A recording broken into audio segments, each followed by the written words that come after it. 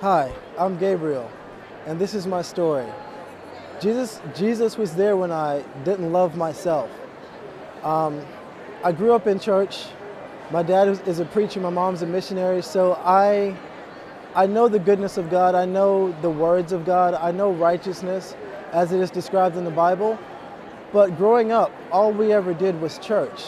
And so I became bored with God and His love for me. I turned my back on God and I broke my heart. And having a broken heart is, there's 1,000 songs that talk about it, but living with a broken heart is actually a very horrible thing. I lived for a very long time with just a broken heart because in turning my back on God, I felt that no one loved me. I smiled and laughed with my family and friends, but on the inside, I was always questioning, do you actually love me? Do you really see me? Do you really know who I am? And I lived that way for a very long time. It wasn't until after I graduated college that I really knew true love. There was a mission trip to Tokyo, Japan, and I decided to go because I'd always wanted to go to Japan. Always. I love that country.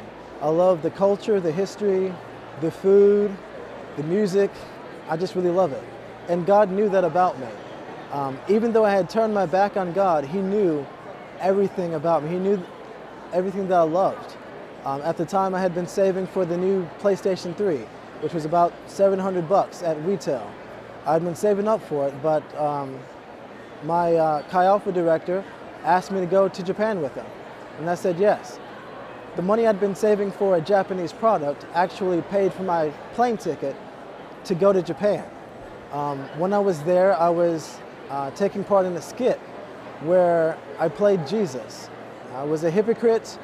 I didn't love God. I didn't want to be a part of His love for me, yet it was His will that I portray His Son for Japanese people. And in pretending to be Jesus for Japanese people, He became real to me. It was during one of our performances, a man in the crowd came up to me and said, "That was such a powerful performance. I felt my soul move." And I looked at him and I said, "Okay, that's great, that's fine, guy. I have to go meet up with my friends now, that's fine." My heart was still hard and broken against God, and later that night when we were just sitting around and praying and reflecting on the events of the day, I heard a voice speak to me. And this is what he said. He said, "How much more do I need to do to prove to you that I love you?" God was speaking to me in that moment. How much more do I need to do to tell you, to prove to you that I love you? And it was in that moment I broke down in tears, crying, blubbering like a baby, and realizing that even though I had turned my back on God, He still loved me. He still cared for me. He still knew me, and He was faithful to prove His love for me, to me. Even though I had closed my eyes to Him and turned my back on Him, His heart was still towards me. And when He showed me that He Himself brought me to Japan, to the country that I had loved since I was a child, He brought me there in my 20s. I couldn't resist Him.